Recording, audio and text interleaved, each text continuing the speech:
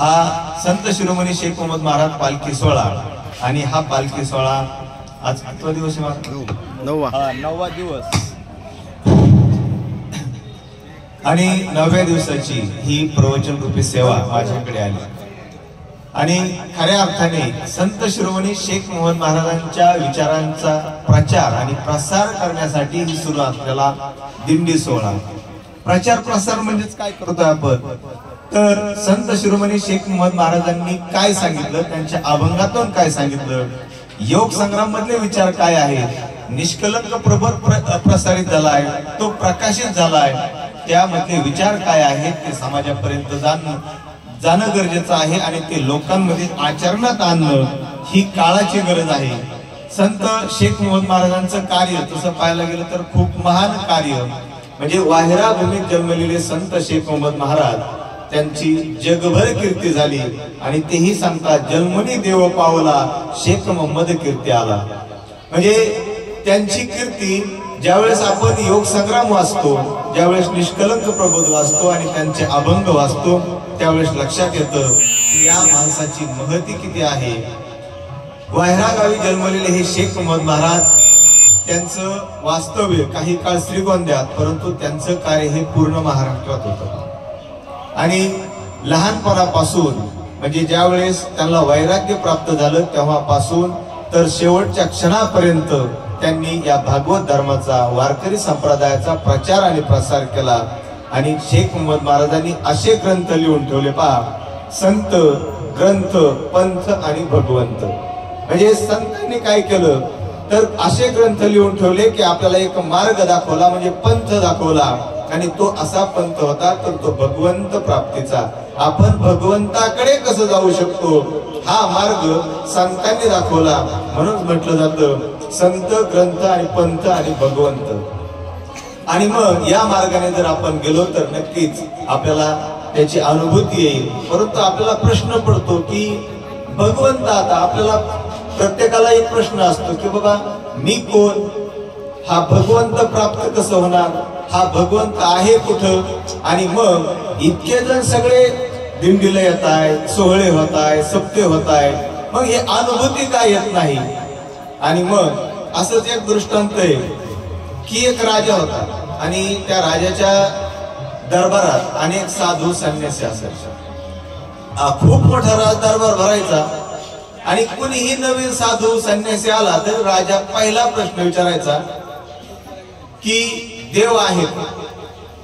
ते सांगायचे आहे. तो म्हणायचा मला देव दाखव. असं देव दाखव म्हटल्यानंतर ते सांगायचे भगवद्गीतेत असं असं वर्णन आहे, पुराणामध्ये असं असं वर्णन आहे, ग्रंथांमध्ये संतांनी सांगितलंय त्याच्यामुळं तो आहे आणि त्यांनी सांगितलंय म्हणून मी मानतो असे सांगायचं. प्रत्येक जण आलेला हेच सांगायचा आणि राजा म्हणायचा नाही तसं. राजाने म्हटला की मला प्रत्यक्ष देव दाखव. मग ते नाईलाजाने खाली मान घालायचे. आता प्रत्यक्ष एखादा जर म्हटला की मला देव पाहायचा आणि दाखवा, आपल्याला काय करावं ते सुचत नाही. आपण काहीतरी उदाहरणं देतो, काहीतरी संदर्भ सांगतो, परंतु दाखवा म्हटल्यानंतर आपण कसे दाखवतो. आणि मग असे बरेच दिवस गेले आणि ते संन्यासी, ते साधू, त्याला काय प्रश्न पडायचा की आपण याला राजाला कसं समजावून सांगायचं. परंतु असे काही दिवस गेल्यानंतर त्यांच्या राजदरबारात एक नवीन संन्यासी आला आणि नवीन संन्यासी आल्यानंतर त्या नवीन संन्यासाला राजाने पहिला प्रश्न विचारला, देव आहे का. तो म्हटला हो देव आहे. आणि मग त्याला म्हटलं आपण दुसरा प्रश्न विचारला की हा खाली मान घालला. दुसरा प्रश्न काय, मला देव दाखव.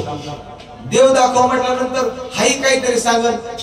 पहिल्यांनी जसे उत्तर सांगितले तसा हाही सांगत. आणि मग तो म्हटला मला देव दाखव. असं म्हटल्यावर राजाच्या मनात हसा आलं. का तर हा काय सांगणार आहे, पहिल्यांनी जसं सांगितलं तसं सांगणार. परंतु लगेच उत्तर आलं, देव आत्ता पाहायचा आहे का नंतर पाहायचा.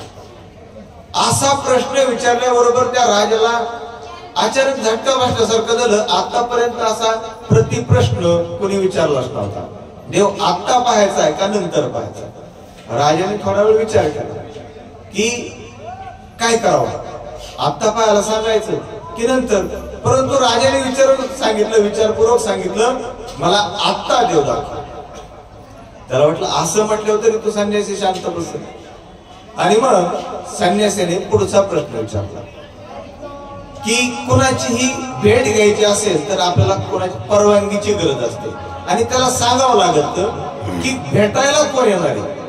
आपल्याला साधं एखाद्या अधिकाऱ्याची परवानगी घ्यायची असेल तर अमुक अमुक गावचा हा माणूस भेटायला आलेला आहे आणि मग त्याचा पत्ता लागतो, त्याचं नाव लागतं. राजाला सांगितलं की मी देवाला सांगतो कोण भेटायला येणार आहे, तुझा पत्ता दे. राजाने सांगितलं मी अमुक नगरीचा सम्राट आहे, एवढं माझं सैन्य, एवढा मोठा राजा आहे आणि हा राजा देवाला भेटायचं म्हणतोय. त्याने एका कागदावर पत्ता लिहिला आणि मग त्याला वाटलं आता पत्ता दिलाय, लगेच देव दाखव. आणि मग त्या संन्यासीने पुढचा प्रश्न विचारला की हे राजा, की आता तू सांगतोय की आता हा पत्ता आहे, परंतु निसर्गाचा एक नियम आहे, राजाचा रंक होतो, रंकाचा राजा होतो. पहा, गरीबाचा श्रीमंत होतो, श्रीमंताचा गरीब होतो. तर मला सांग की ज्या वेळेस देव भेटायचं सांगन त्यावेळेस तू काय असेल हे तुला माहित आहे का? राजा म्हटला त्यावेळेस काही का असना, परंतु मी तर आहे म्हटलं. मी राजा असो नाही तर रंक असो, परंतु मी तर असत. त्या संन्यासीने परत विचारलं की राजा, जर समजा की आता तो राजा आहे, सगळे राजा म्हणताय, परंतु काही कालांतराने तू गरीब झाला, काही भिकारी म्हणतील, कोणी काहीतरी नावही बदलेल तुझं. तो म्हटला जरी माझं नाव बदललं तरी मी तर आहे म्हटलं. म्हणजे क च ड ठेवलं, ड च म ठेवलं, म च व ठेवलं, कोणाचंही काही नाव ठेवलं तर त्यातला मी तर शिल्लक आहे. आता आपण इथं बसलेलो आहोत, प्रत्येकाने एकमेकांची नावं चेंज केली, पण आतला मी तर आहे प्रत्येक जण म्हणणारे. ज्यावेळेस जन्माला यायच्या अगोदर तर नाव म्हणजे जन्माला आला त्यावेळेस नाव नव्हतं, पण मी होता. मोठा झाला, नाव दिलं, परंतु आतला तर मी वेगळाच आहे. मग त्या राजाला संन्यासीने जो प्रश्न विचारला होता की नाव बदलल्यानंतर काय होईल, तो म्हणतो मी तर आहे. राजा त्या संन्यासीने सांगितलं की हे राजा, देवाला भेटायचं असेल तर मी कोण आहे याचा शोध लाव. आणि मग त्याच्या लक्षात आलं, खरं आतापर्यंत मी राजा म्हणत होतो, राजाचा रंक झाला तरी मी आहे. मी लहान असताना माझं नावही नव्हतं, त्यावेळेसही मी होतो. मोठा झालो तरी मी आहे. नाव बदललं तरी माझ्यात काही फरक पडत नाही. आता आपण म्हणतो माझं शरीर, मग माझं शरीर आहे तर मग त्यातला मी कोण आहे. या शरीरातला हात वेगळा केला तरी शरीरात म्हणजे मी राहतोय. अवयव गेले तरी मी शिल्लक राहतोय. राजाच्या डोक्यात प्रकाश पडला. राजाने त्याचा राजदरबार सोडला आणि ध्यानासाठी गेला आणि कित्येक दिवस तो ध्यान करत बसला. आणि मग त्याच्या लक्षात आलं की मी कोण आहे, तर मी त्या परमात्म्याचा हा आत्मा, त्या शिवाचा जीव मी आहे. म्हणजे मी भगवंत स्वरूप आहे. चराचर हे भगवंताचं आहे. जळी स्थळी काष्टी पाषाणी भगवंत आहे. जर तो सगळीकडे आहे, तो माझ्यात आहे, प्रत्येकात आहे. फक्त आपण ते तत्व जर जाणलं तर या तत्वामुळे आपल्याला लक्षात येईल की भगवंत सर्वत्र आहे. आणि मग त्याला पुढचे प्रश्नच विचारले गेले. त्याला प्रश्नच पडला नाही. ज्या वेळेस आपण ध्यान करतो, ज्या वेळेस चिंतन करतो आणि मी माझा शोध घेतो, त्यावेळेस या दिव्यत्वाचा, देवत्वाचा शोध लागतो. जोपर्यंत मी माझ्यात डोकवत नाही तोपर्यंत मला याचा शोध लागणार नाही. आपण वरवर कितीही काही केलं तरी मला माझ्यात डोकावं लागलं.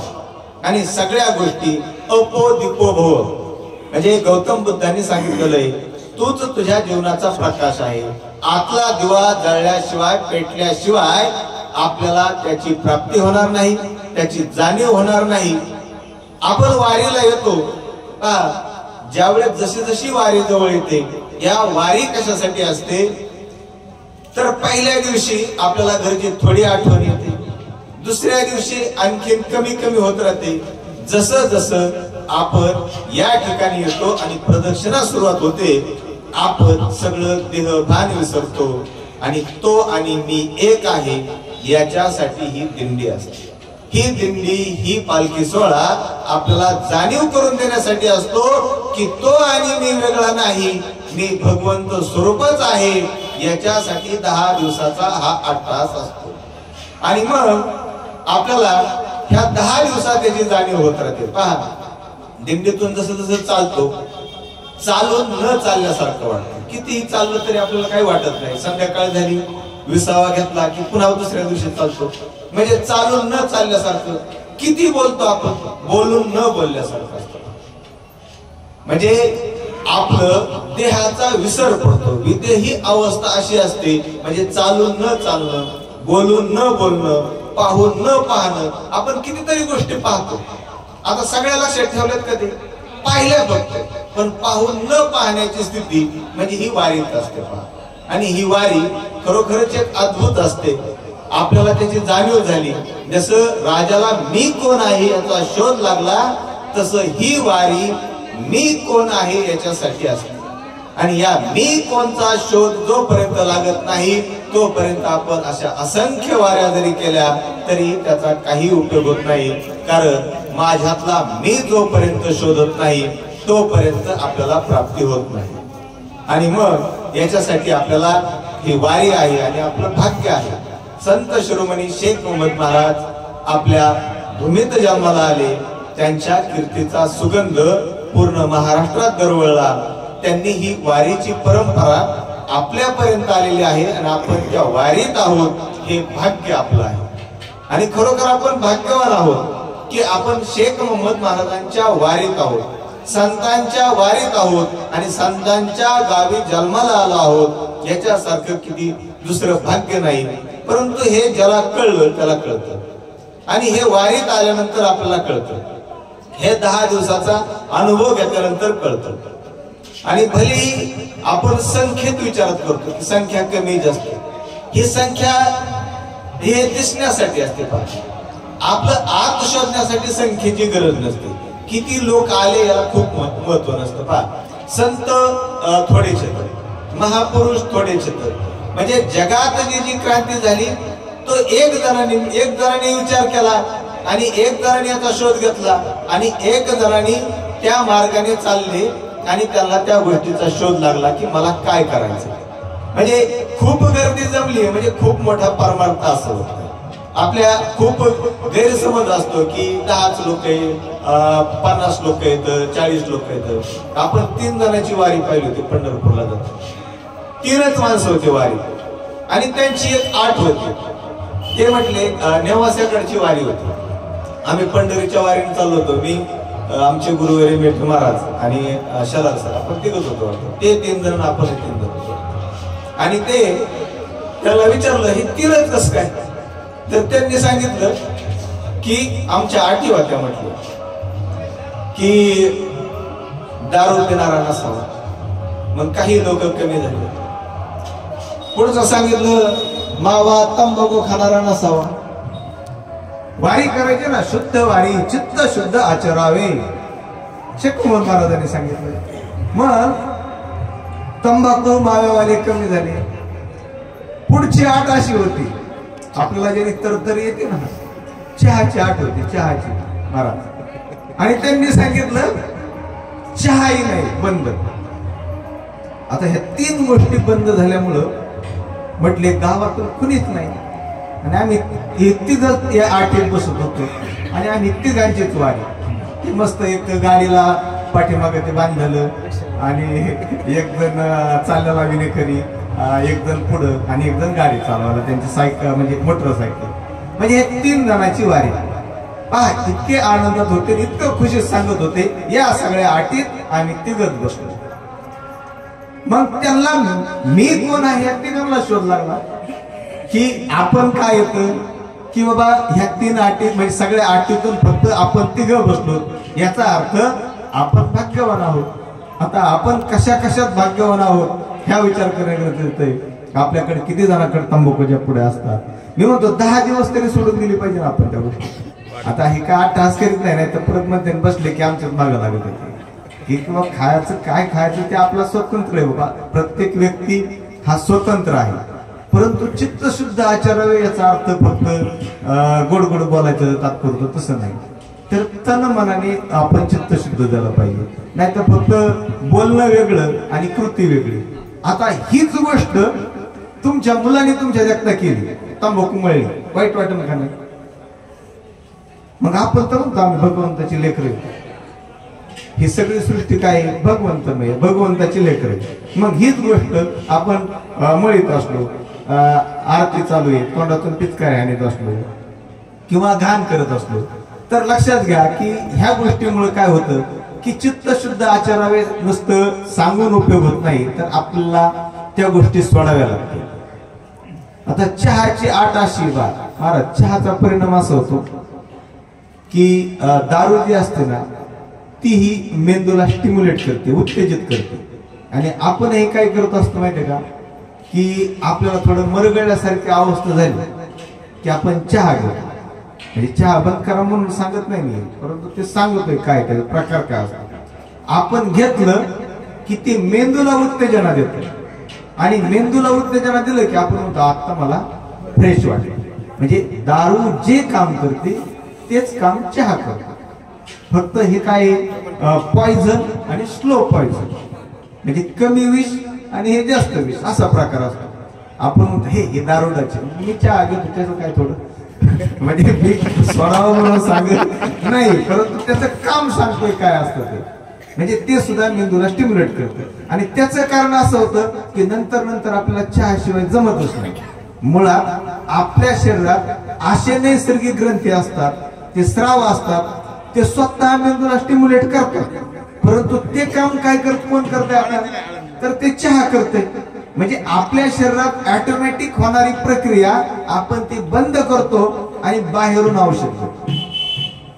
काही आजार कालांतराने ऑटोमॅटिक बरे होते, परंतु आपण पटकन बरं होण्यासाठी काय करतो, त्या गोळ्या घेतो आणि ते लवकर बरं करतं. म्हणजे त्या शरीराला काय करतं, ते उत्तेजित करतं. म्हणजे अशा प्रकारचं ते काम असतं चहाचं. म्हणजे तंबाखूचंही तेच काम आहे. काहींचं तर लय प्रॉब्लेम येतं, सकाळचे प्रॉब्लेम, दुपारचे, संध्याकाळचे काय असते. परंतु आहे का नाही महाराज, तसं होत का? आणि मी पुढे काय म्हणत म्हणजे तेच स्टिम्युलेट करण्याचं काम काय करतं, तंबाखूचं काम असतं. म्हणजे हे जे व्यसन आहेत ना हे शरीराला खूप घातक असतात. म्हणजे फक्त तंबाखूच नाही, बाकीच्या सगळ्या गोष्टी आपण चहापासून तंबाखू, दारू, म्हणजे मावा असेल, आपण जे खातो ना ही वारीत मी म्हणतो नंतर खाण्या किती खाता हे महत्व नाही, पण 10 दिवस आम्ही एक कोर्सला जात असतो आणि 15 दिवस ते सांगत होतो की चहा पिऊ नका आणि नंतर तुम्ही बादलीवर फ्या नाही तर काही. मग तिथून निघताना आपण विचार केला मी 10 दिवस ह्या सगळ्या गोष्टी सोडून बघतो काय होईल. हो चित्त शुद्ध होईल ना, सगळं शुद्ध होईल का नाही, आठवण येणार नाही. नाहीतर कधी कालांतराने काय होतं की आपल्याला त्या गोष्टीशिवाय चैन पडत नाही आणि मग आपल्याला सारख्या सारख्या त्या गोष्टी लागतात आणि मग आपण आपल्या विचारापासून लांब लांब जातो आणि आपल्याला वाटतं की हे पाहिजेच आपल्याला. मग आपण बाकीचे सगळे माणसं सोडून देतो आणि आपला प्रिय व्यक्ती गाठतो की त्याच्याकडे आहे.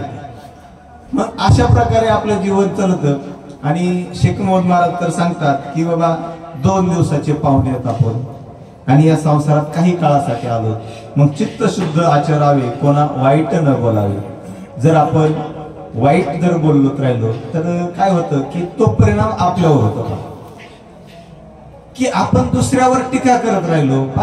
टीका आणि काय होतं की कालांतराने हे निसर्ग सांगतो किंवा सायन्स सांगतो मला की मी जे आता शब्द बोलतोय ना तो सुद्धा व्हायला जात नाही, तो ब्रह्मांडात होतो. मग टीका केलेला येतो पुन्हा येतो. प्रत्येक गोष्ट रिटर्न येत असतात आणि त्याच वेगाने येते. जसं आपण कर्माचं फळ सांगतो की एक बी लावलं तर त्याच्यानंतर शेकडो बिया होतात. म्हणजे कणसाला शेकडो हजारो दाणे येतात. मग प्रत्येक गोष्टीचं तेच आहे. मी जे बोलतोय त्याच पटीने मला मिळतं. मग मी शब्द जरी बोलला तरी त्याच पटीने येत राहतो.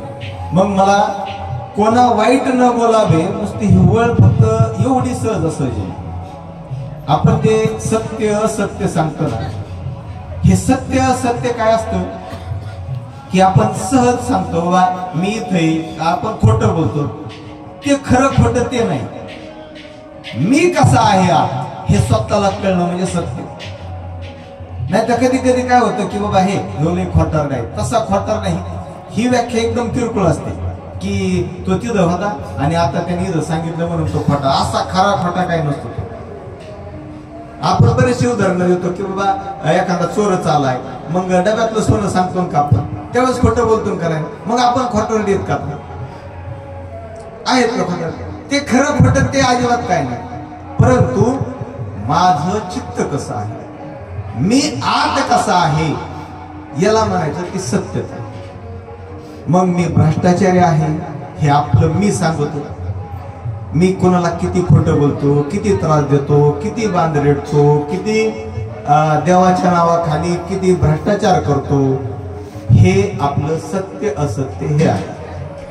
आपण सत्य असत्य दुसरं घेतो, परंतु हे स्वतःला चेक करायचं. याचं मूल्यमापन सत्य असत्याचं दुसरं कुणीही करू शकत नाही. आपण सहज एखाद्याला म्हणतो तो लबाड आहे, आपण त्याच्या लबाडीचं मूल्यमापन करू शकत नाही. त्याच्या लबाडीचं मूल्यमापन तोच करू शकतो. मी कसा आहे हे फक्त मला माहिती, बाकीचे लोक कसे आहेत हे त्यांना माहिती. परंतु आपण काय करतो की सगळ्या जगाचा ठेका घेतल्यासारखा की हा नेता कसा, तो नेता कसा, आता महिनाभर तर त्याच गप्पा होत्या. तो कसा आहे हे आपणच सांगतो. म्हणजे हे जगाचा ठेकाच घेतला आपण सगळ्यांनी की बाबा हे आला तर तो असं तसं होईल, हा महाराज असा, तो महाराज तसा. तो कसा आहे हा फक्त त्याला माहित असतो. म्हणून आपण कोणाच्याही भानगडीत न पडता मीचा शोध घ्यायचा असेल तर मी कसा आहे हे आपल्याला जाणवलं. जसं धर्म अधर्माच्या तसंच. म्हणजे धर्म म्हणजे काय महाराज, आपण वेगळे वेगळे धर्म सांगतो की हिंदू, मुस्लिम, शीख, ईसाई, ख्रिश्चन. आता धर्माचं तर अत्यंत इतकं उदाहरण असं आहे की अश्वत्थामा असेल किंवा द्रोणाचार्य असतील, हे खूप मोठमोठाले, हे तर गुरु होते. भीष्म पितामह तर ते खूप मोठे म्हणजे धर्मपुरुष म्हटलं जातं. त्यांना काहीतरी उपाधी होती वाटतं त्यांना. मग त्यांनी द्रोणाचार्याला सोडलं, त्यांनी राजधर्म पाळला. ते म्हटले हा आमचा धर्म आहे. रावणाकडे असलेला विभीषण रामाकडे आला आणि तो म्हटला रामाचा धर्म खरा आहे. परंतु त्याचाच पुत्र इंद्रजित नाव होतं, इंद्रजित, तो म्हटला बापाचं कर्तव्य काय, म्हणजे बापाला सोडून जाणं हे मला काय उचित नाही, कारण माझा पुत्र धर्म आडवा येतो. त्याला त्याच्यासाठी तो पुत्र धर्म होता. धर्म ही प्रत्येकासाठी तो त्याचा धर्म, याचा धर्म. परंतु हा धर्म सुद्धा एक संकुचित आहे. मी कोणतंही काम तृप्तीच्या भावनेने करतोय का, हा धर्म सुद्धा मीच माझा सांगू शकतो. दुसरा हा धार्मिक आहे, अधार्मिक आहे, ह्याने किती वर्गणी दिली किंवा किती नाही दिली याच्यावर धर्म अधर्म ठरत नाही. तर मी कोणतीही गोष्ट तृप्तीच्या भावनेने करतोय का. तृप्ती कधी मिळते, ज्यावेळेस आपण चांगलं काम करतो त्यावेळेस. आणि ह्या चांगल्या कामातून आपल्याला जी तृप्ती मिळते त्या भावनेने काम करणं तो माझा धर्म आहे. म्हणजे हे धर्म अधर्माची व्याख्या. आणि अतृप्त भावनेने केलेलं काम तो अधर्म आहे. आता एक आपण दिंडीत आलो, बळजबरीने आणलंय, बळच आलोय, म्हणजे मनातून जर समाधानी नसलो तर तो काय झाला, आता अधर्म झाला. पण मी 10 दिवसात आनंदित आहे, सुखात आहे, मी तृप्त आहे, हे तृप्तीच्या भावनेने जगलो तर तो झाला आपला धर्म. आणि अतृप्त असेल की बाबा आता घरी काय चाललं असेल, घरी गेल्यावर आता कसं असेल, म्हणजे आपल्या मनात चलबिचल होणं, आपलं मन अतृप्त होणं, हा झाला अधर्म. म्हणजे धर्म अधर्म सत्य असत्य ह्या ज्या संकल्पना आहेत या स्वतःशी निगडीत आहेत. म्हणजे ह्या जगाशी मूल्यमापन करणं, जगाशी पाहणं अजिबात अभिप्रेत नाही की आपण दुसऱ्याशी तुलना करून माझा धर्म काय हे सांगू शकत नाही. माझा धर्म फक्त मलाच माहीत, मी सत्य का असत्य हे फक्त मलाच माहीत असतं. आणि मग शेख मोहम्मद मला सांगतात की जैसे दानवे रेंजात तैसे अविचारी मातत. मग जे राक्षस असतात की अविचारी माणसं असतात ते कुठं असतात, कायमस्वरूपी वाईट विचार करतात. म्हणजे रेंजात म्हणजे ती शब्दशः अर्थ रेंदा नाही तर वाईट विचार. जो वाईट विचार करतो ते राक्षसी वृत्तीचे. आता राम आणि रावणाची संकल्पना घेतो की आता राम रावणाचं आपण किती पाठीमागचे उदाहरण सांगतो, परंतु राम आणि रावण म्हणजे आपण त्रिगुण म्हणतो पहा, म्हणजे सत्व रज तम हे प्रत्येकात असतात पहा. म्हणजे ज्यावेळेस आपण एखाद्याला दान करतो किंवा चांगलं बोलतो त्यावेळेस हे माझ्यातले सत्व गुण झाले. रजगुण कोणते तर आपण मोहमायात फसलो. किती झाले रजगुण. आणि तमगुण म्हणजे वाईट आहार घेणे, म्हणजे मांसाहार असेल किंवा वाईट बोलणं किंवा एखाद्याला त्रास देणं, हे झाले तमगुण. आपण ह्याची उदाहरणं कशा सांगतो की राम सत्वगुणी होता, रावण तमगुणी होता किंवा रजगुणी होता, त्याला वासना निर्माण झाली, मोहमायात फसला आणि मग तो रजगुणात गेला. परंतु आपण सुद्धा दिवसात कितीतरी वेळेस ह्या भूमिकेत असतो. म्हणजे सत्व रज आणि तम या 3 गुणात आपण असतो. आपण एखाद्याचा राग येतो झाला तमगुण. आता रावणाला शोधायची गरज आहे का, तो तमगुणी होता की सत्वगुणी होता. आता कुणाला शोधायचंय, मला शोधायचंय. आणि हे आपल्याला जज करता आलं की बाबा मला राग येतोय कोणीतरी काहीतरी बोलल्यानंतर, माझं कोणाशी पटत नाही, कुणाला पाहिल्यानंतर माझं डोकं दुखतोय, पोट दुखतोय, त्रास होतोय, तर ह्या कोणत्या गोष्टी झाल्या, तमगुणातल्या झाल्या. म्हणजे हा प्रॉब्लेम काय, हे 3ही गुण आपल्यात असतात. म्हणजे ब्रह्मा विष्णू महेश, सत्व रज तम. ओंकाराची निर्मिती सुद्धा अ उ म, म्हणजे उत्पत्ती स्थिती आणि लय हे सगळे हे 3ही गुणात असते. मग जर या गोष्टीत आपण विचार केला, हे गुण माझ्यात नेमकं आता कोणता गुण आहे की आता आपण मी सांगतो आणि काहींच्या मला विचारायला असं हे कधी संपत आहे, हे बाहेर जायचंय, कोणाला विड्याची आठवण झाली, गेला रजगुणात. म्हणजे पहा गुण कसे बदलत आहेत. हे गुण आपल्यात असतात आणि हे प्रत्येकात असतात. या गुणाचा शोध घेणं. जर मी तमगुणी झालं तर मला लक्षात आलं पाहिजे की मला कोणत्या गुणात जायचंय, तर सत्व गुणात. लगेच आपण कन्वर्ट होऊ शकतो. परंतु नुसते सांगण्यापुरते जर असले हे तत्व, हे त्रिगुण जर सांगण्यापुरते राहिले ना, माझ्यात सुधारणा होत नाही. म्हणून मला वेळोवेळी चेक करता आलं पाहिजे. पूर्वी पहा वर्ण व्यवस्था होती, ब्राह्मण क्षत्रिय वैश्य शूद्र हे 4 वर्ण होते. हे 4 वर्ण काय होते माहिती आहे, हे प्रत्येक माणसात येते. मी ज्ञान देतो, मी ब्राह्मण आहे, मी कुणाचं तरी रक्षण करतो, मी त्यावेळेस क्षत्रिय होतो. मी देवाणघेवाण करतो की एखाद्याला वस्तू देतो, त्याच्या बदल्यात काहीतरी घेतो, त्यावेळेस आपण वैश्यमध्ये असतो. आणि ज्या वेळेस आपण एखाद्याला त्रास देतो त्यावेळेस मी शूद्र असतो. म्हणजे हे 4 वर्ण आहेत ना, हे स्वतःसाठी आहेत, परंतु आपण काय केले ते समाजात वाटले. अमुक अमुक ब्राह्मण, अमुक अमुक क्षत्रिय, अमुक अमुक वैश्य, अमुक अमुक शूद्र, हे 4ही वर्ण प्रत्येकात असतात. आणि ज्या वेळेस आपल्याला कळलं की मी भांडतोय, त्रास देतोय, त्यावेळेस समजून घ्यायचं मी शूद्र आहे. आता कळलं आपण शूद्र कसे होतो. हे शूद्र इकडं तिकडं कुणीच नाही, माणसं शूद्र नाही तर माझ्यात चेक करायचंय मी शूद्र आहे का. मी जर नुसता व्यवहारच करत राहिलो देवाण घेवाण तर मी वैश्य आहे. पहा शेतकरी व्यापारी झाला, व्यापारी काय करतो तर देवाण घेवाण करतो, पैसे घेतो, त्या बदल्यात वस्तू देतो, तो झाला वैश्य. एखाद्या ठिकाणी एखाद्यावर अन्याय होतोय, आपण तो भांडण सोडवणं, झाला तो क्षत्रिय. आणि लोकांना चांगलं चांगलं सांगणं हे झालं ब्राह्मण. मग आता आपण ब्राह्मण लोक असे, क्षत्रिय असे हे सांगायच्या भानगडीत पडतो का?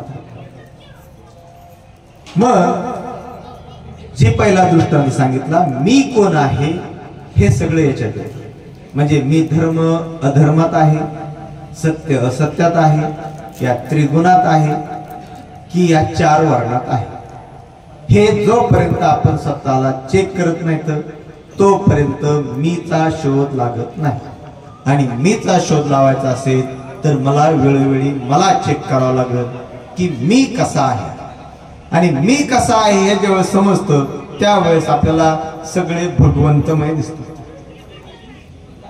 एकदा म्हणजे एक ऋषी प्रभाकरजी म्हणजे ज्यांनी SSY ची निर्मिती केली, महाराज ते अमरनाथ यात्रेला गेले होते.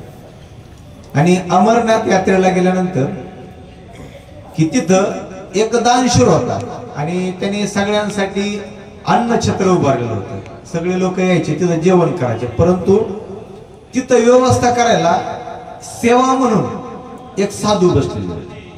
आणि त्या साधूने काय करायचं की लोक यायचे, ते लोकांना वाढायचे, सेवा म्हणून ते काम करायचे. आणि मग काय करायचे, काही सगळे यायचे, कोणी खायचं, कोणी पंतरवाळी इकडे तिकडे टाक, कोणी इकडे टाकली तिकडे टाकली. तर हे ऋषी प्रभाकरजी त्या साधू जवळ गेले आणि त्यांना विचारलं की हे लोक एवढं इकडे तिकडे फेकतायत, एवढी घाण करतायत, तुम्ही त्यांना काहीच कस काय म्हणत नाहीत? त्यांना सांगा ना ही पंतरवाळी त्यातच गेली पाहिजे, ही व्यवस्था नीट झाली पाहिजे, त्यांना सांगा. त्या साधूंनी जे उत्तर दिलं त्यांनी ते आश्चर्यचकित झाले. ते म्हटले हे सगळे देवाचे रूप आहेत आणि या देवांनी काय करावा मी कसा सांगू. आणि हे ऐकल्यानंतर त्या ऋषी प्रभाकरजींमध्ये परिवर्तन झालं की अरे जर सगळी देवाचं स्वरूप आहे, भगवंत स्वरूप आहे, मग याची जाणीव करून देणं हे माझं कर्तव्य आहे आणि मग मीचा शोध लागणं गरजेचं आहे. म्हणून त्यांनी एक वेगळी क्लासची निर्मिती केली.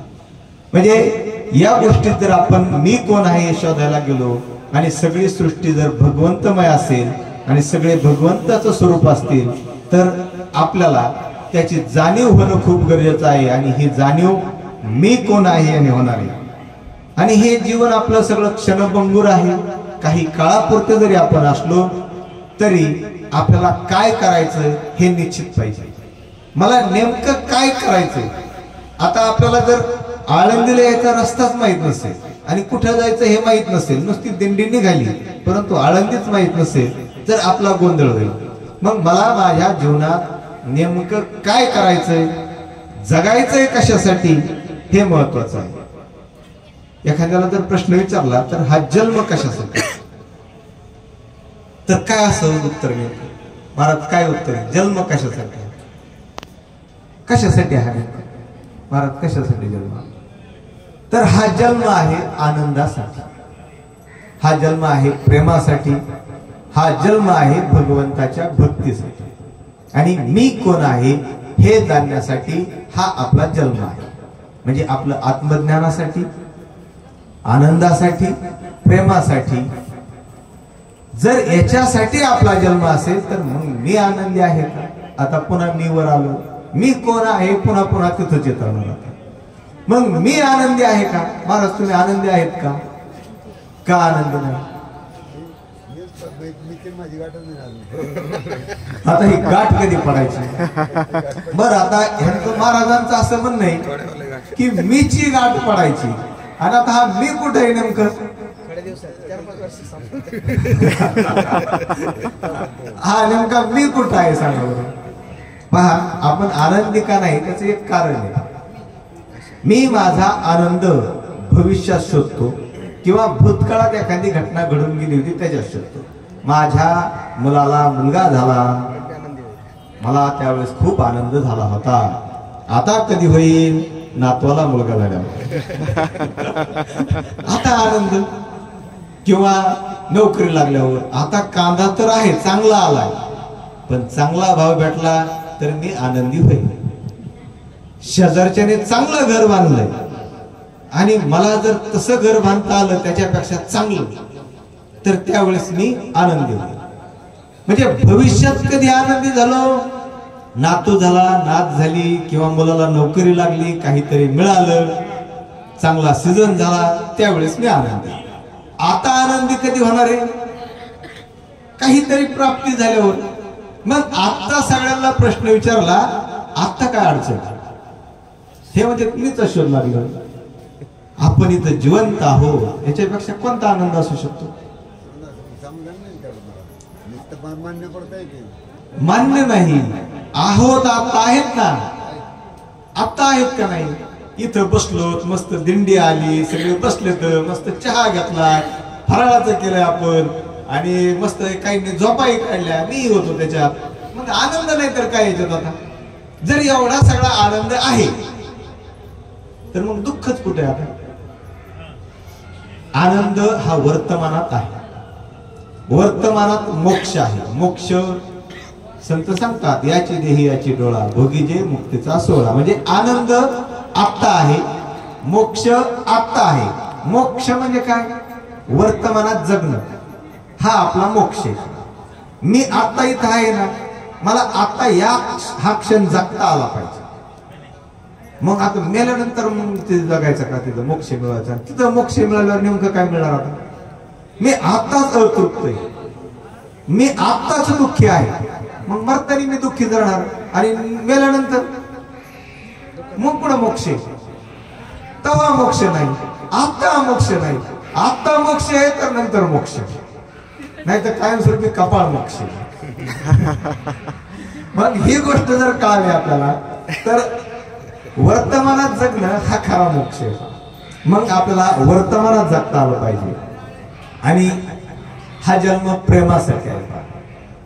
आणि ही प्रेमाची भावना आपण ही सगळ्यांमध्ये असते. पहा, आपण आईचं उदाहरण सांगतो. आई आपल्या लेकरांवर खूप प्रेम करते.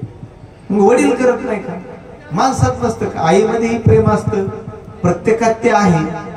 परंतु होतं काय की हे मी सोडून दिलं, मी नाही. आई ही मायेचा सागर, आई वात्सल्याची मूर्ती, सगळं आई.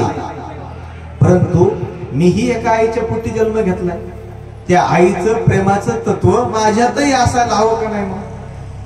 मग प्रेमासाठी जन्म आहे. पहा, ज्ञानेश्वर माऊली, शेख मोहम्मद माऊली, विठू माऊली.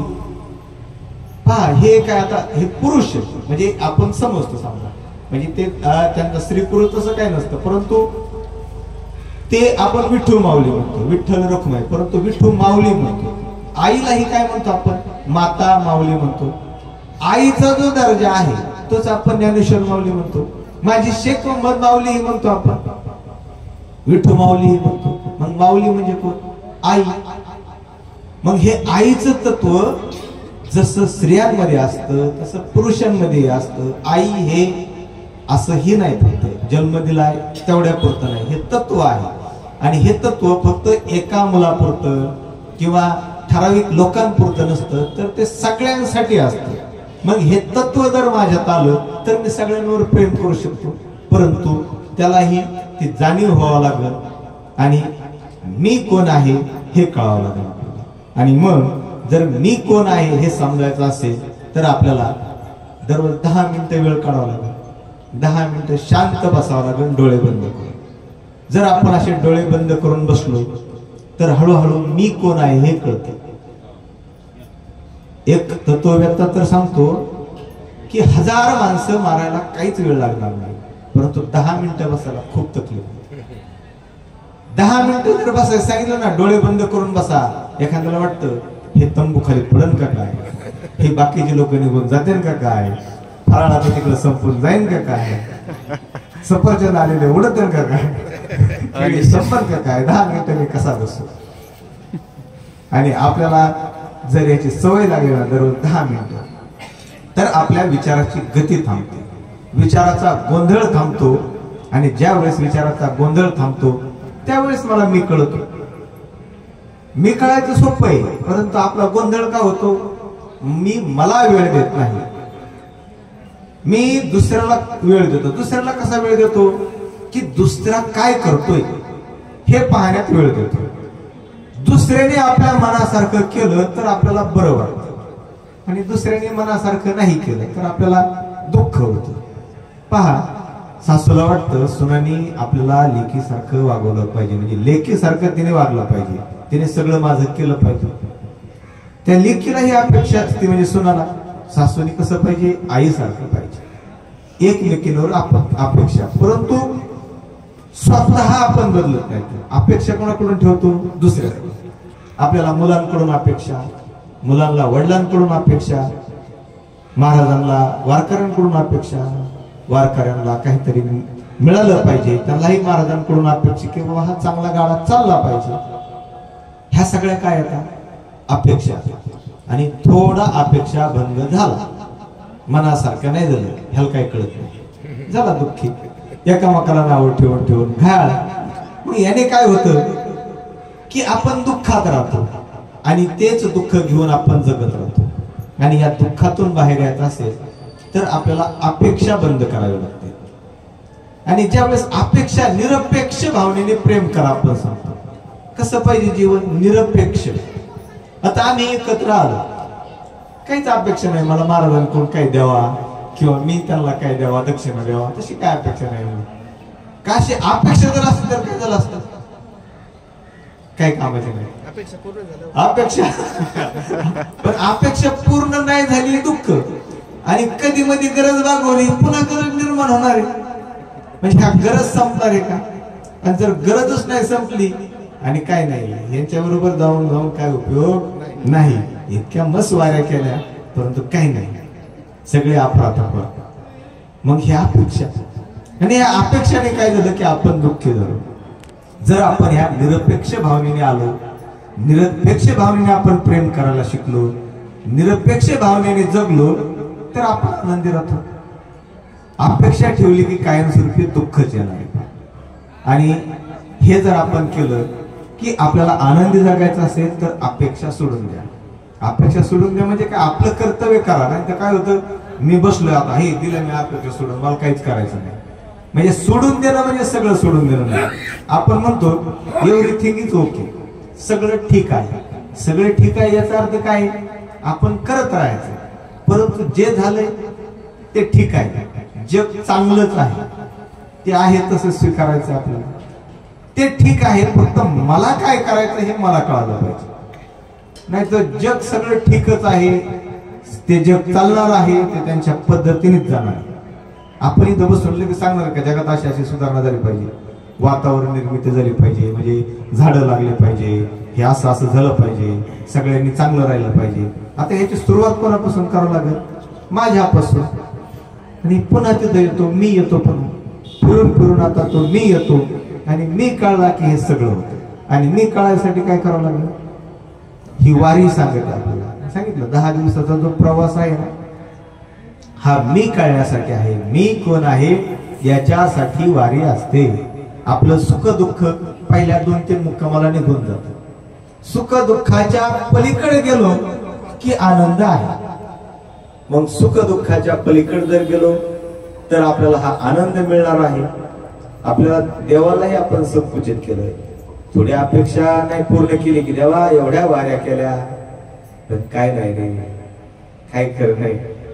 मग तू जवळचा एखादा घटना घडली किंवा अपेक्षा पूर्ण नाही झाल्या, कांद्याला भाव नाही मिळाला किंवा एखाद्या पिकाला भाव नाही मिळाला, तर आपण अपेक्षा ठेवली होती. आणि भगवान श्रीकृष्ण तर सांगतात कर्मण्यवाधिकार असते मा फलेषु कदाचन. पण त्याचा अर्थही असा आहे की आपण अर्थ असा घेतो की बघ तू तुझं कर्म करत राहा, फळाची अपेक्षा ठेवू नको. याचा अर्थ असा नाही की फळ मिळणार नाही म्हणून. फळ मिळणारच आहे, परंतु तुला काय करावं लागेल, कर्म करावं लागेल. अपेक्षा ठेवायची गरज नाही. का गरज नाही, तर त्याचं फळ मिळणारच आहे, हा त्याचा अर्थ आहे. कारण कोणतंही कर्म वाया जात नाही, असं कोणतं शब्द वायाला जात नाही. मी जे बोलतोय ते जातंय कुठे. तुम्ही जो विचार करताय तेही कुठेतरी जातंय. मनातले विचार वायाला जात नाही, शब्द वायाला जात नाही, काहीच वायाला जात नाही. मग जर काहीच वायाला जात नसेल तर आपण केलेलं कर्म वायाला जात नाही. आणि हे कर्म कुणालाही चुकत नाही. आणि मी तर आता एक सेशन पाहिलं होतं, कर्म हे 20% असते आणि 80% आपले विचार असतात. आणि हे विचार कर्म काही मागील जन्माचे असतील किंवा आत्ताचे असतील, परंतु विचार मात्र हे आत्ताचे. आपण आता विचार काय करतोय याच्यावर आपलं बरंचसं जीवन अवलंबून असतं. म्हणजे change your thought change your life. म्हणजे विचार बदला आयुष्य बदलत. आणि हे विचार जोपर्यंत बदलत नाही तोपर्यंत आपलं आयुष्य सुधारत नाही. आता मी बसल्या बसल्या काय विचार करतोय हे सुद्धा खूप महत्वाचं आहे. माझ्या मनात काय काय विचार येतात हेही खूप महत्वाचं आहे. माझ्या मनात आलेले निगेटिव्ह विचार मला ते पॉझिटिव्ह करता आले तर समजायचं मी कळालो. मी म्हणजे काय असं की जसं बाहेर उत्पन्न होणार आहे का, ए बाबा हे तू वेगळा मी वेगळा असं नाही म्हणा. तर ते मी एक तत्व आहे, पहा आत्मतत्व आहे. आणि तो मी बाहेर गेला की काय राहणार का, आपण राहिलो कायमचेच गेलो आहे. तोपर्यंतच आपल्याला समजलं. आणि हे विचार खूप महत्वाचे आहे. आणि या विचाराने आपल्याला जगता आलं तर आपल्याला आनंद आहे. अजून आहे मग आपले शब्द कृती आणि विचार हे खूप महत्वाचे. हे 3 गोष्टी, मी जे बोलतोय ते करतोय का आणि जे करतोय तोच विचार आहे का. म्हणजे शब्द कृती आणि विचार यावर आपलं जीवन अवलंबून असतं. मग माझे शब्द कसे पाहिजे, शेख मोहम्मद महाराजांनी सांगितलंय. म्हणजे एकतर अध्याय शब्दावर शब्द कसे पाहिजे, म्हणजे शब्द अमृत, शब्द विषय, म्हणजे शब्दच काय काय आहे.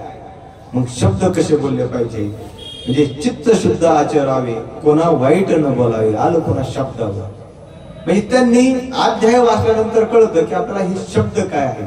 मग कुणालाही बोलताना शब्द जपून वापरा. जसा सुटलेला बाण पुन्हा येत नाही, बंदुकीतली गोळी येत नाही, तसा शब्द पुन्हा माघारी येत नाही. म्हणून बोलताना विचार करा. बोलून विचार करण्यापेक्षा विचार करून बोला. जर हे आपण केलं तर आपले शब्द तोलून मापून पडतो. पहा एक नियम आहे, ज्यावेळेस आपण बसतो ना त्यावेळेस डोळे बंद करून बसा. म्हणजे नियम सांगतोय, नाही तर लगेच डोळे बंद करताना असं काही नाही, परंतु नियम आहे. आणि चालताना डोळे उघडे ठेवून चाला, त्यावेळेस त्याची गरज आहे. पण आता आपण एकटे बसलो, लय टाकामाका बघितलं, काय येतात बघणारच येत ना फक्त. परंतु ज्यावेळेस डोळे बंद करून ज्या वेळेस वेळ असेल त्यावेळेस डोळे बंद केले की त्यावेळेस आपल्याला स्वरूप कळतं, मी कोण आहे, माझ्यातले विचार काय आहे, मी काय विचार करायला पाहिजे. हे कधी कळणार आहे, तर डोळे बंद केल्यावर. आणि हे डोळे बंद करा कधी, हे लय अवघड असतं करायचं. याला सातत्याने सराव करावा लागतो. हे दररोज बसावं लागतं. दररोज डोळे बंद केलं त्यावेळेस डोळे उघडत. आपण आता दर्शनाला जातो, आपण दर्शनाला गेल्यानंतर डोळे उघडे राहतात का बंद होतात? बंद होतात. का का होतात असं? देव कुठे आता? आत शोधतोय कुठं? बाहेर. असं आहे का एखादं प्रेम नावाची दुकानात दुधाच्या पिशवीसारखी वस्तू प्रेम घेऊन आलो आणि ती पिलो आणि माझ्यात प्रेम उत्पन्न झालं, आनंद उत्पन्न झाला, असं आहे का? आता ते प्रेम आनंद कुठे? तो आता शोधतोय कुठं? बाहेर. मग हाच आपला गोंधळ झाला. आपण सगळं शोधतोय बाहेर आणि ते आहे आत. आणि आतलं कधी सापडत तर डोळे बंद केल्यावर. आणि डोळे कधी बंद होते तर मेलं.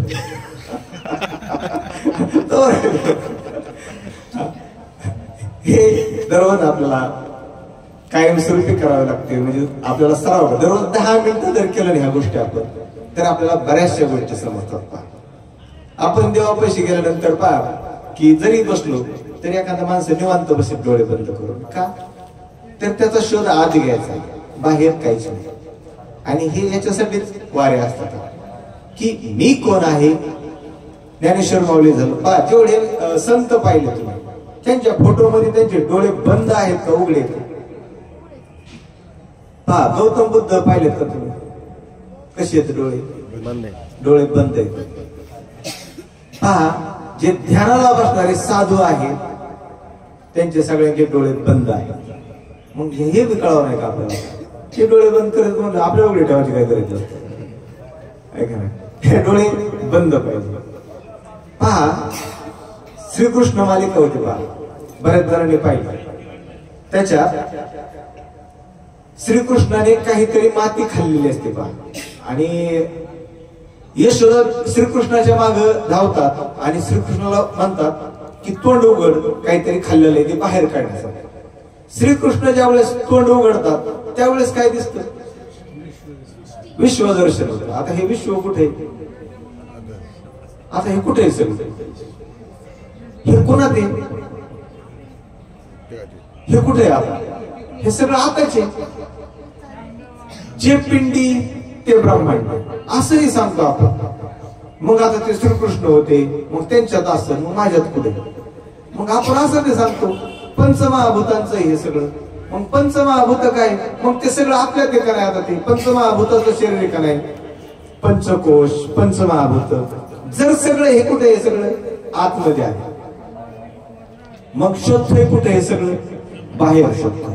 म्हणजे याचा बाहेर शोध घेऊ नका. शेख मोहम्मद महाराजांनी जी तपश्चर्या केली, जी साधना केली, आणि ते योगी होते बा. जर ते योगी होते, महान साधू होते, संत होते, तर ते तपस्या होते. आणि तपस्या डोळे उघडे ठेवून होत नाही. कोणत्याही संत, तुकाराम महाराज भंडारा डोंगरावर जायचे. कशाला जायचे? डोळे बंद करायचे, नंतर साक्षात्कार झाला. मग आपण भंडारा डोंगरावर जायला जातो तिथं डोळे उघडे ठेवून बघायला ऐका. मग तिथून काय घेऊन येतो? डोळे बंद करायचे हे पाहून शिकून यायचं का डोळे उघडे ठेवायचे? आता जेवढ्यांनी कोणी लेणी पाहायला गेले असते तिथं सगळे काय येतं? डोळे बंद केलेल्या मूर्त्या. मग डोळे बंद करण्यात इतकी जादू असते की एक अद्भुत जगात आपण राहतो, एक आनंदात राहतो. आपल्याला कसलेही काही वाटत नाही. जीवनात कसलीही घटना घडू द्या, एवढं मन स्थिर होतं. भूकंप होऊ द्या, स्वीकारणार होत आपण. अरे ही निसर्गाची घटना ही होणारच आहे, पडलो तरी जाणारच आहे. आणि त्याच्यात आपण गेलो तरी मी वेगळा आहे, शरीर वेगळं आहे हे कळणार आहे. जर ह्या गोष्टी आपल्याला कळल्या तर आपल्याला परमार्थ कळतो. नाहीतर आपण खूप वारी करतो, वाऱ्या करतो. काही जण तर खूप सांगतात आमच्या एवढ्या झाल्या, मोजलं की ते घटत म्हणतात. जसं पुण्य मोजलं की काय होतं? घटत. आणि महाराज लोक हे सांगतात एवढ्या वाऱ्या काय, मग घटल्या. ते आम्ही कोर्सला गेल्यानंतर ते एक जणांनी सांगितलं तुम्ही 6 वेळेस जर आले ना की तुम्हाला पाहिजे ते सगळं प्राप्त होईल, परंतु मोजू नका 6. पुन्हा प्रॉब्लेम. जसं श्रीकृष्ण 8वा पत्र तुला मारणार आहे, ते मोजत बसला, परंतु कोणता 8वा आहे का नाही? हा गोंधळ होता. तसं किती वाऱ्या केल्याला महत्व नाही. कितीही वेळेस आलो तरी मीचा शोध जोपर्यंत लागत नाही तोपर्यंत या वाऱ्याला म्हणजे अर्थ म्हणजे काय, आपल्याला 10 दिवस आनंद मिळतो, परंतु हा आनंद वर्षभर टिकला पाहिजे. इथून काहीतरी घेऊन गेलो पाहिजे, याच्यासाठी या वाऱ्या. जर आपण काहीच घेऊन नाही गेलो तर 10 दिवस फुकट गेले. 10 दिवस मग आपण ट्रिपला गेलो होतो का? इथून एक ऊर्जा घेऊन गेलो पाहिजे. म्हणजे ज्ञानेश्वर माऊलींच्या आपण भूमीत आलो, एवढी महान विभूती, एवढे महान साधू संत या भूमीत आपण आनंदित आलो. आणि पुन्हा एका महान भूमीत, एका पवित्र पावन भूमीत आपण जाणार आहोत. मग हेच तत्व तिथेही आहे, तेच तत्व इथेही आहे, परंतु त्याची ओळख करण्यासाठी आपण आलेलो आहोत. मग ह्या वाऱ्याचा आनंद घेता घेता आपल्याला याचा शोध घ्यावा लागेल की ही वारी कशासाठी आहे आणि मला या वारीतून काय मिळालं. आपल्या आषाढी वारीत आपला एक एपिसोड होत असतो आपला की मी काय शिकलो, की मला वारीत काय मिळालं, कशी झाली वारी. पहा त्यावेळेस आपण मुक्त होतो, मोकळं होतो. आणि मग त्यात आपण एकदा इन्व्हॉल्व व्हायला लागलो की आपल्याला त्याचा आनंद मिळतो की अरे खरोखरच मी ही वारीत आनंद घेतला, मग हा आनंद इतरांपर्यंतही गेला पाहिजे, हे तत्व इतरांपर्यंतही पाझरलं पाहिजे. आणि ही आनंदाची वारी आयुष्यभरासाठी असते, हे फक्त 10 दिवसासाठी नसते. आपण हा 10 दिवसाचा आनंद पुन्हा आषाढी पर्यंत लुटायचा, पुन्हा 10 दिवस आपण पंढरीला जायचं, तिथं तो 10 दिवसाचा आनंद घ्यायचा आणि पुन्हा तो कार्तिकीपर्यंत लुटायचा. म्हणजे हे तत्व, हे विचार, हे आपण आयुष्यभर जगायचे. आणि क्षणाक्षणाला बरेचसे उदाहरणं सांगतात की आनंदाचं रहस्य काय, की तुम्ही आनंदी का असता, द सिक्रेट ऑफ हॅपीनेस, आनंदाचं रहस्य काय. तर एकनाथ महाराजांची कथा आपल्याला सगळ्याला माहिती आहे की एक तरुण येतो आणि त्यांना सांगतो की विचारतो की मी आनंदी का. त्याच्या अगोदर ते म्हणतात तू आनंदाचं जाऊ दे बाजूला, पण तुझा मृत्यू काय आहे, 8 दिवसांनी तुझा मृत्यू आहे. आणि असं म्हटल्याबरोबर त्या तरुणाला धक्का बसतो. आता तो विवाहित होता, संसारी होता, परंतु त्याला धक्का बसतो. आणि मग तो विचार करतो ज्या अर्थी एकनाथ महाराजांनी सांगितलंय मी मरणार आहे, याचा अर्थ नक्की मी मरणारच आहे. परंतु मरायच्या अगोदर तर जीवन अनुभवतो. जाता जाता ज्यांना वाईट बोलला त्यांना काय केलं, माफी मागितली, क्षमा मागितली. बाबा चुकलं, बांध रटला, शिवी दिली, चुकून धक्का लागला, बायकोलाही म्हटला तुला त्रास झाला असेल माझ्यामुळं, मुलांनाही म्हटला आणि सगळ्यांची माफी मागितली. आणि मग हळूहळू माफी मागता मागता 8व्या दिवशी त्याला वाटलं आज मरण येणार आहे. सगळे लोक जमले, कारण एकनाथ महाराजांची वाणी होती. आणि मग तो मरणाची वाट पाहायला लागला. आणि मग एकनाथ महाराज त्यांना बोलवून आलं की म्हटली अहो तो तुमची आठवण काढतोय, तुम्हाला भेटायचं म्हणतोय. आणि एकनाथ महाराज तरुणाकडे गेले आणि त्याच्या कानात सांगितलं माझ्या आनंदाचं रहस्य सांगतो. मी दररोज विचार करतो की मृत्यू अटळ आहे, मरण अटळ आहे, याची जाणीव ठेवून मी जगतो, म्हणून मी आनंदात राहतो. तुला या 7 दिवसात काय अनुभव आला.